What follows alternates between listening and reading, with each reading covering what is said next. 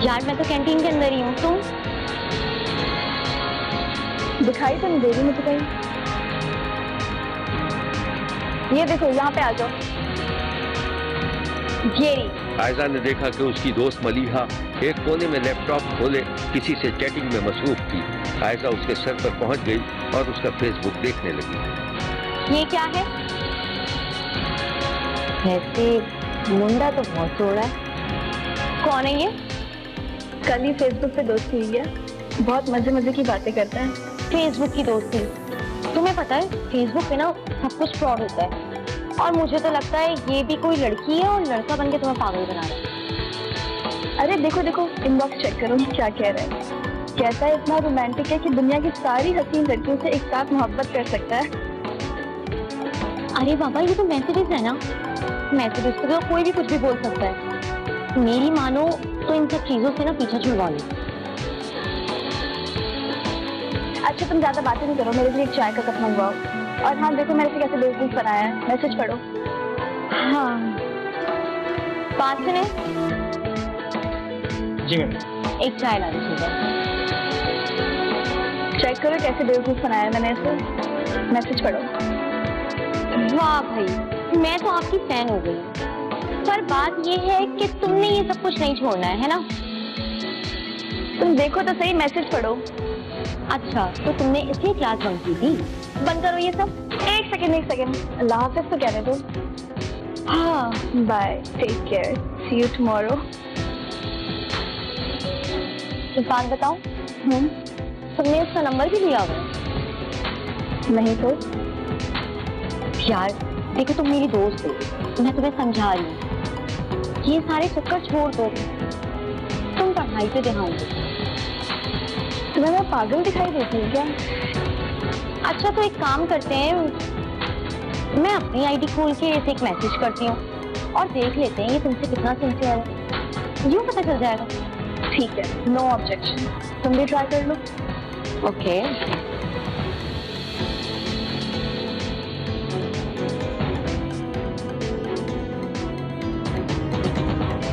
ये मेरी आईडी खुली, अब इसकी आईडी डालो।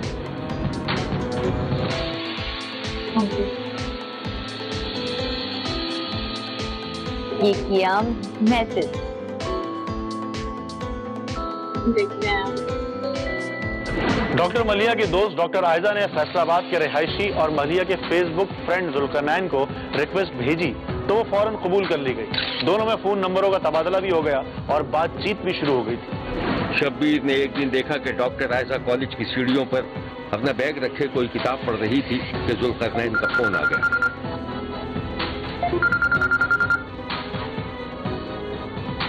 हेलो जी, जुल्करनैन कहिए। डॉक्टर आयजा आपकी दोस्त को कब से कॉल कर रहा हूँ, वो बन जा रहा है।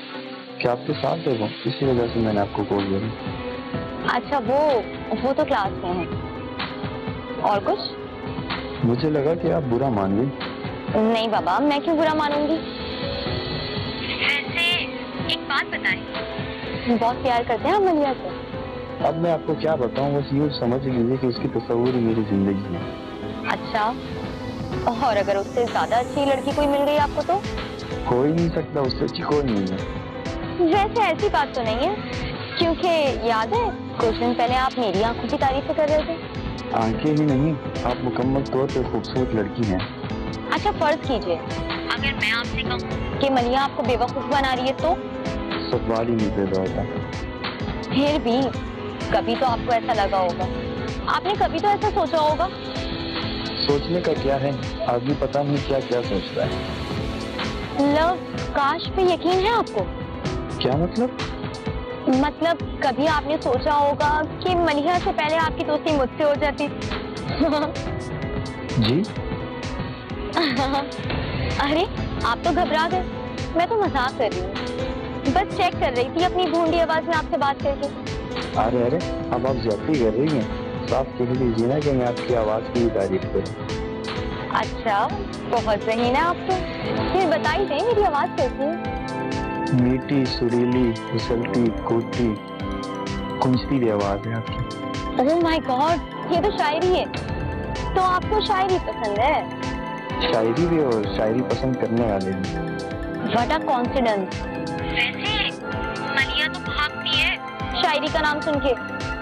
वो तो खुद एक मुकम्मल शायरी है और शायरी की तरह खूबसूरत भी है। हाँ, मिस्ट्री शायरी ना। आपकी उस बेचारी की चीजें बढ़ गई है। अच्छा एक बात बताएं, आप कुछ 15 मिनट से तो मुझसे बात कर रहे हैं। आप अपने दिल पर हाथ रख के ये बताएं कि आपको एक बार भी मलिहा की याद आई? आप तो बात की खाल निकाल देती हैं। मुझे तो ऐसा लग रहा है मैं उसी से बात कर रहा हूँ।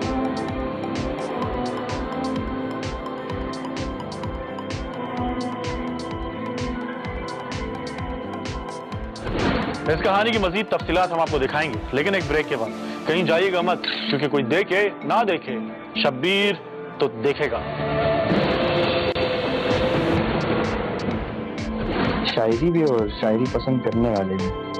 What a coincidence। वैसे मलिया तो भागती है शायरी का नाम सुन के। वो तो खुद एक मुकम्मल शायरी है और शायरी की तरह खूबसूरत भी है। हाँ, मिस्ट्री शायरी ना। आपकी उस बेचारी की चीजें बढ़ गई है। अच्छा एक बात बताएं, आप कुछ 15 मिनट से तो मुझसे बात कर रहे हैं। आप अपने दिल पर हाथ रख के ये बताएं कि आपको एक बार भी मलिहा की याद आई? आप तो बात की खाल निकाल देती हैं। मुझे तो ऐसा लग रहा है मैं उसी से बात कर रहा हूँ।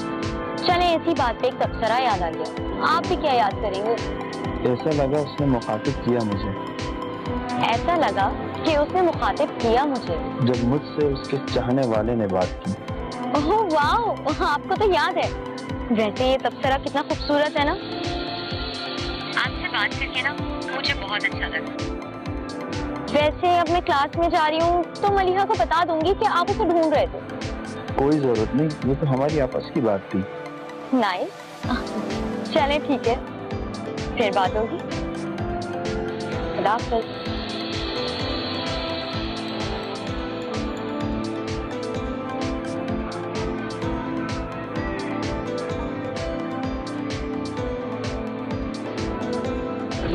फैसलाबाद के रहायशी जुल्करनैन की पहले तो इंटरनेट पर मलिहा से दोस्ती हुई थी और फिर मलिहा की दोस्त आयजा जुल्करनैन को ले उड़ी और दोनों साथ जीने मरने की कस्में खाने लगे। आयजा ने मलिहा से ताल्लुक भी खत्म कर लिया था, जिस पर मलिहा को शदीद गुस्सा था। एक दिन शब्बीर ने देखा कि मलिहा बार बार अपनी दोस्त आयजा को फोन कर रही थी, लेकिन वो कॉल काट रही थी।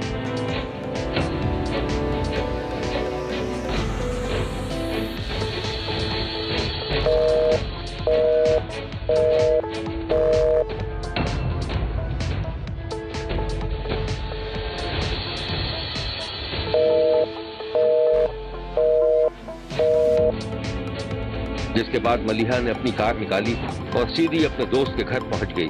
बेल बजाई तो आयशा की मां ने दरवाजा खोला। कौन? अस्सलाम वालेकुम आंटी। वालेकुम अस्सलाम। आंटी मैं मलिहा, आयशा है घर पे? हाँ है। कहाँ पे है? अपने कमरे में है। आओ बेटे अंदर आ जाओ। मैं आई। मलिहा अपने दोस्त को सरप्राइज देना चाहती थी। उसने आहिस्ता से कमरे का दरवाजा खोला तो आयशा जुल्करनैन से वीडियो चैट पर थी। क्या हो गया? यार तुम्हारे पीछे कोई नजर आ रहा है। अरे कोई नहीं है। नहीं मुझे नजर आ रहा है, मैं कॉल बंद कर रहा हूँ। अल्लाह हाफिज़। क्या हुआ? आयशा ने घूम कर देखा तो मलिहा उसे मानी खेज निगाहों से देख रही थी। अरे तुम कब आई? किससे बात कर रही थी? किसी से नहीं, वही था जो तुम पे जान देता है। दिमाग खा गया है मेरा। उससे तुम्हारा दिमाग खाया या तुमने उसका? यार छोड़ो ना, फिजूल आदमी है वैसे भी। तभी मैं बोलूं ना, तुम मेरी कॉल उठाती हो ना वो। अरे ऐसी कोई बात नहीं है, मेरा मोबाइल कहीं इधर उधर होगा, वरना तुम्हें ऐसा लगता है कि मैं तुम्हारा फोन नहीं उठाऊंगी। अच्छा तुम ये छोड़ो, ये बताओ कि तुमने नाश्ता किया? अच्छा मैं अम्मी से अच्छा सा नाश्ता तुम्हारे लिए बनवा के लाती हूँ और मैं फ्रेश भी हो जाऊंगी। तुम एक काम करो, जब तक म्यूजिक से अपना दिल बहलाओ, बैठो और गाने सुनो।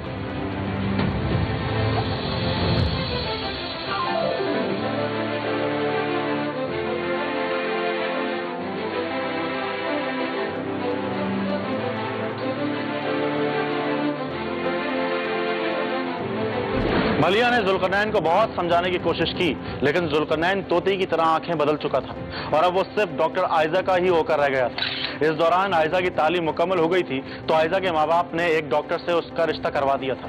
एक अच्छे खानदान का रिश्ता देखकर आयजा ने जुल्करनैन का ख्याल दिल से निकाल दिया और खामोशी से शर्फपुर के रिहायशी डॉक्टर ज़ईम से शादी कर ली। एक दिन जुल्करनैन बार बार डॉक्टर आयजा को फोन कर रहा था, फोन बन जा रहा था। मायूस होकर बिलाखिर उसने अपनी पुरानी दोस्त मलिहा को फोन मिला दिया। बोलिए, कैसे याद किया आपने मुझे? तंज मत करो यार। यार, व्हाट डू यू मीन? अल्फाज के इस्तेमाल में जरा मोहतात रहें। बोलिए, फोन किस लिए किया मुझे? आयजा का कुछ अता पता है? नहीं, शादी की बात वो पता नहीं कहाँ चली गई है। जी शादी? क्यों मजाक कर रही हैं आप? आपका और मेरा मजाक का रिश्ता है? सुनिए मिस्टर, मुझसे फ्री होने की कोशिश ना करें। आपको तो मेरा शुक्रिया अदा करना चाहिए कि मैंने आपको उसकी शादी की इत्तला दे दी। और नेक्स्ट टाइम फोन करने की जहमत मत कीजिएगा। अल्लाह हाफ़िज़।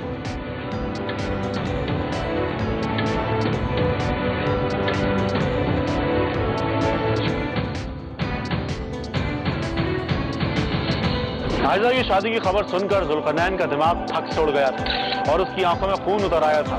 जुल्करनैन ने अपने ज़राए से आयजा और उसके शौहर का मालूम कर लिया था। फिर एक दिन मुबैना तौर पर जुल्करनैन ने डॉक्टर आयजा के शौहर को गोली मारकर कत्ल कर दिया, लेकिन पुलिस ने उसे उसके साथी के साथ गिरफ्तार कर लिया।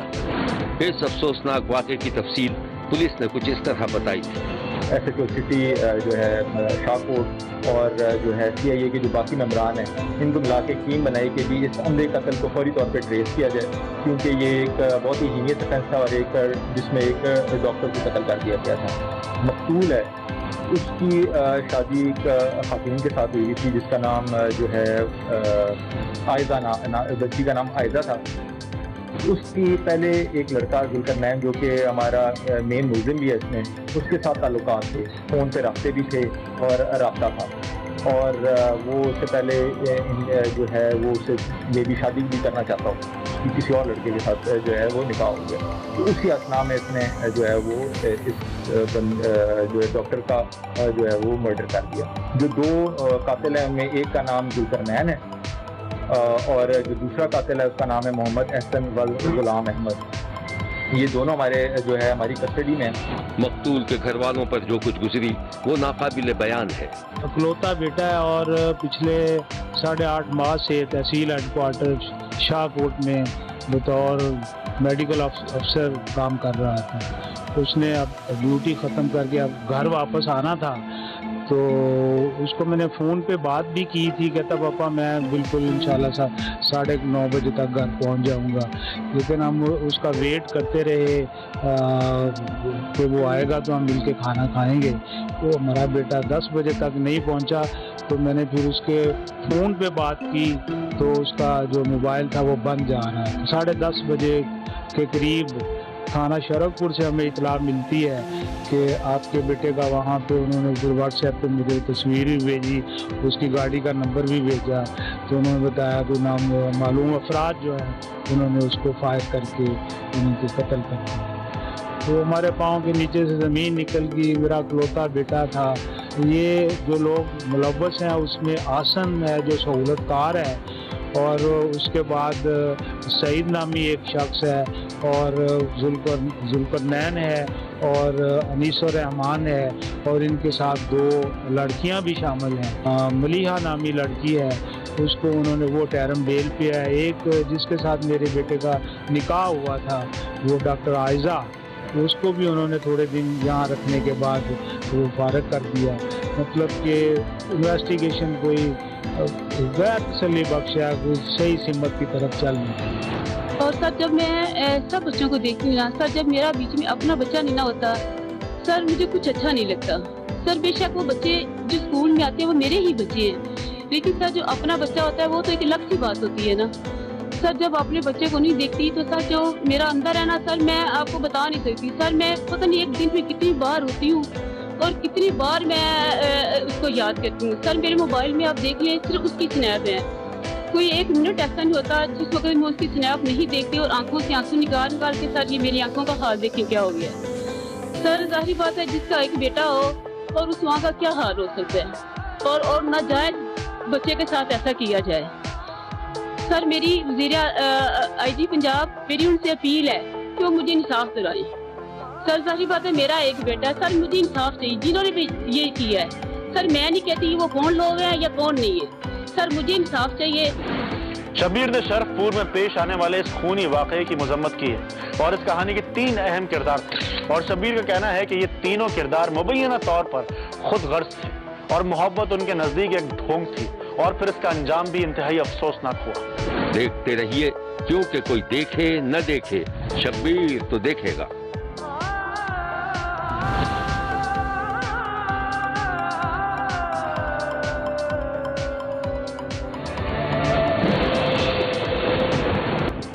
शब्बीर ने रहीम यार खान में एक घर की तबाही का मंजर देखा है। ये वाकया रूह फरसा भी है और इबरत आमेज भी।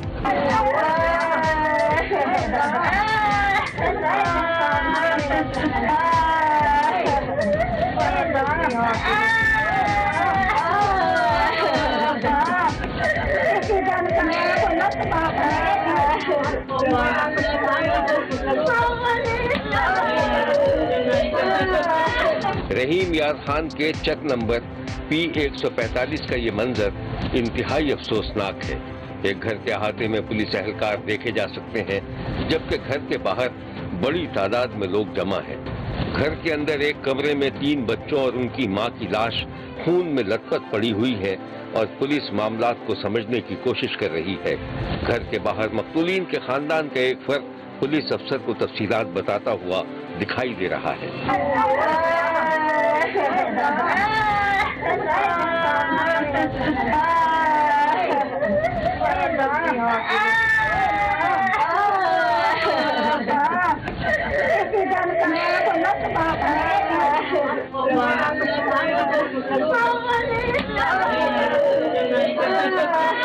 रामचंद और लक्ष्मी माई की 15 बरस पहले शादी हुई थी, जिनसे उनका एक 13 साल लड़का था और बेटियां हुई थीं जिनकी उम्रें 10 से 5 साल के दरमियान थी। दोनों मियां बीवी मजदूर थे और मिलजुल कर घर चलाया करते थे, लेकिन अचानक रामचंद अपनी बीवी से नाराज सा रहने लगा था।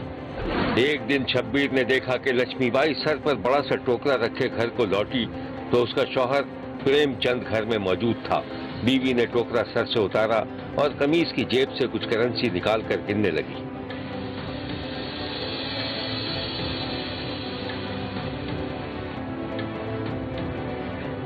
नहीं हो सकता गुजारा, सुबह से लेकर शाम तक धूप में बैठे रहो और बिक्री कितने की?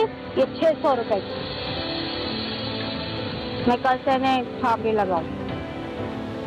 तो मत जा, मुझे क्या सुना रही है? तो तुझे ही सुनाऊंगी ना, और किसे सुनाऊंगी? हमारे 3 बच्चे हैं और उनका बापू क्या करता है? हिलका पानी तक पानी नहीं पीता है। हाँ तो क्या करूं? और गांव में कोई काम है, शेर जाऊं तो मुसीबत। और तू तो ये ऐसे कह रही है जैसे मैंने कभी कोई काम ही नहीं किया है। क्या काम किया बता तो सही, बता। बस बस मेरा मुंह मत खुलवा। और जब से तू बाहर जाने लगी है ना, तेरा दिमाग आसमानों पे जाने लगा है। हाँ तो रहेगा, और ज्यादा बकवास नहीं करना। अभी थकी हुई आ रही हूँ, अभी बैठ के रोटियां भी बनानी है। बच्चे कहाँ गए मेरे? प्रेम कुमार जवाब ही नहीं देता। प्रेम कुमार, प्रेम कुमार। लकड़ी चुनने गया होगा। हे भगवान, मेरे बच्चों को लकड़ी चुनने के लिए भेज दिया तूने। तो खुद नहीं जा सकता था? मेरा इतना छोटा सा बच्चा है, उसको भेज दिया। तो कोई पाप नहीं कर दिया मैंने।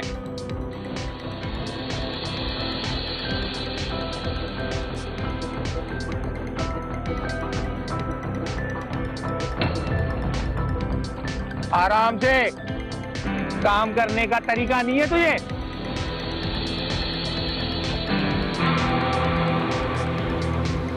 अम्मा, अब कल से मैं नहीं जाऊंगा लकड़ियां लेने।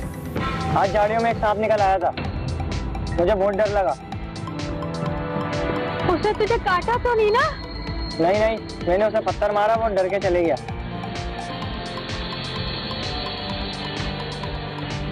सुना, बस या तुम्हारा बेटा। और कुछ भी नहीं होगा इसको, आखिर तेरा बेटा है ये। क्या क्या? मैं जरा जा रहा हूँ बाहर, मेरे लिए रोटी रख देना।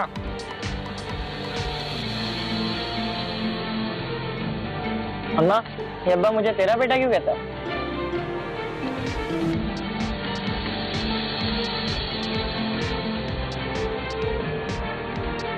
तू छोड़, जाके देख तेरे बहन भाई कहाँ पर है।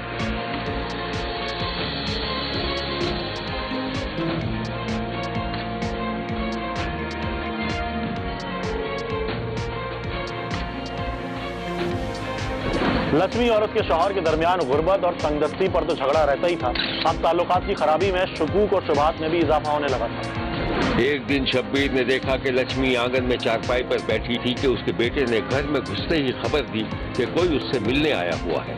प्रकाश होगा, क्या बुला के लेकर आ।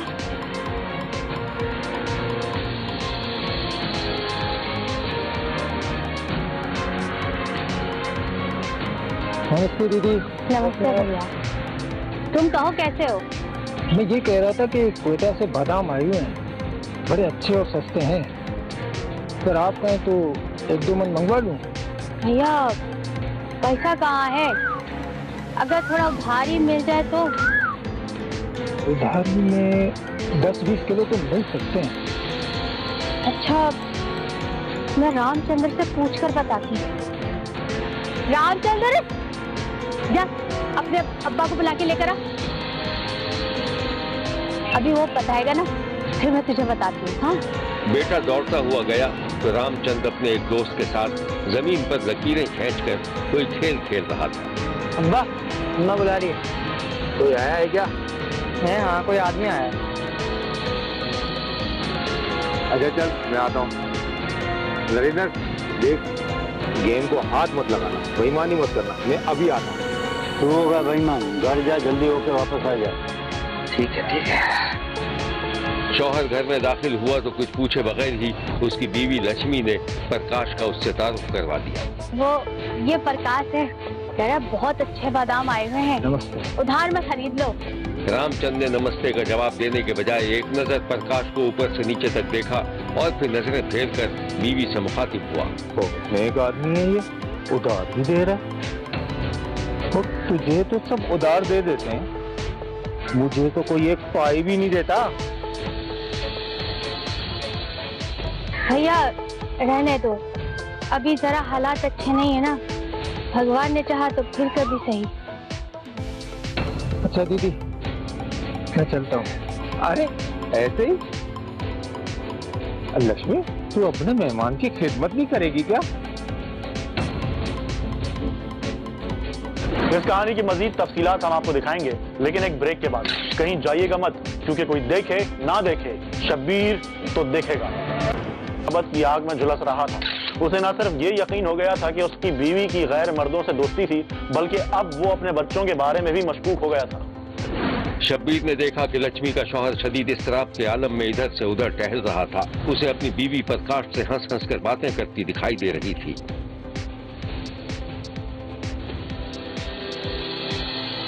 लक्ष्मी, तुम्हारे पति आदत के कैसे हैं?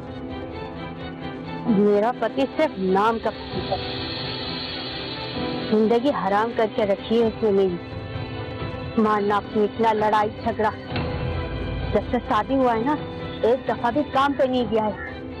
सारा दिन घर में पड़ा रहता है, सिर्फ खाता रहता है और मरता रहेगा।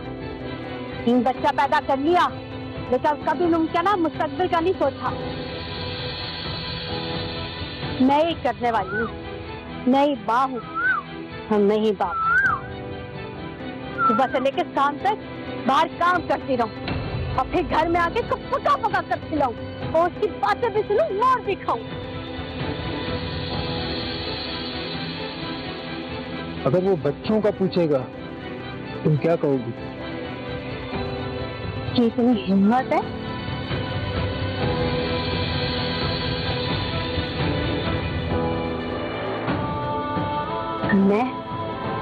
मैं चाहती हूँ ये मर्द है, इसका नामो निशान तक न मिले, ताकि मैं सुकून से रहूं और मैं आराम से शादी कर सकूं।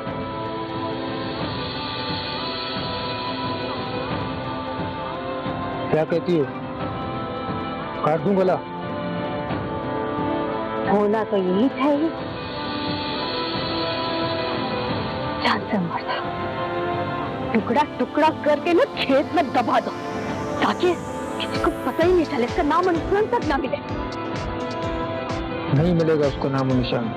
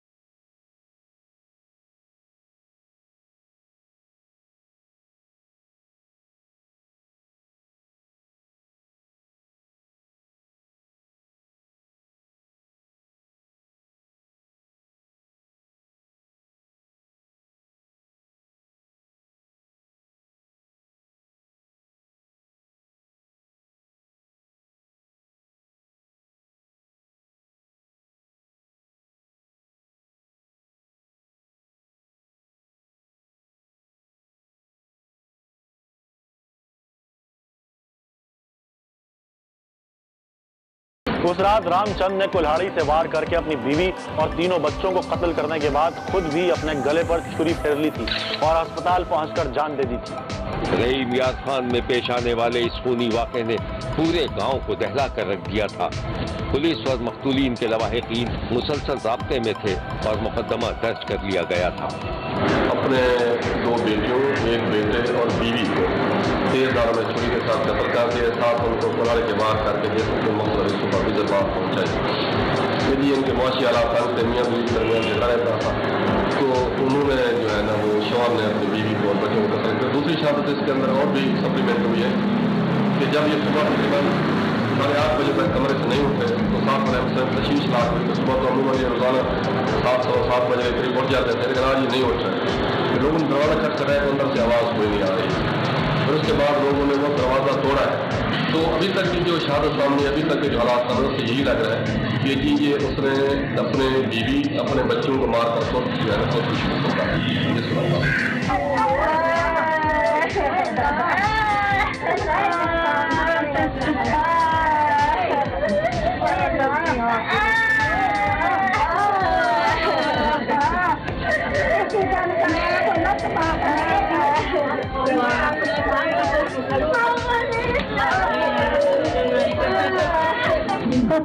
कुंडा में खड़काओ, बाऊ उठो, कोई तो उठो, चाधा पकाओ, क्या है तो ना कुंडा खोले ना बादी आवाज छोड़िए।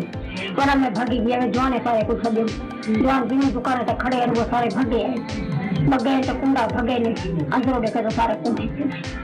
और अल्लाह को अल्लाह क्या है क्या आप जार मुड़ते थोड़ा घना कर दूंगा, जार आप दिए जो कपड़े से ही बुक मत जवाना के करे साथे कुछ बस इतनी बात। मक़तूलीन में लक्ष्मी बाई, उसका 13 साला बेटा प्रेम कुमार, 10 साला बेटी अंजलि और 5 साला बेटी अर्निका शामिल थे, जबकि अपने बीवी बच्चों के कातिल ने खुद को भी खत्म कर लिया था। देखते रहिए, क्योंकि कोई देखे न देखे शब्बीर तो देखेगा।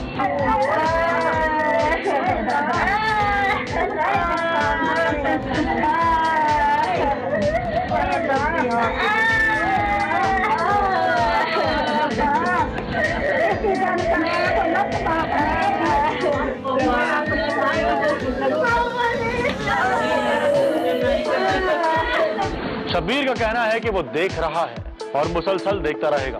मुल्क भर से मजीद कहानी और उनकी तफसीलात के साथ फिर मुलाकात होगी। देखना ना भूलिएगा, क्योंकि कोई देखे ना देखे शब्बीर तो देखेगा।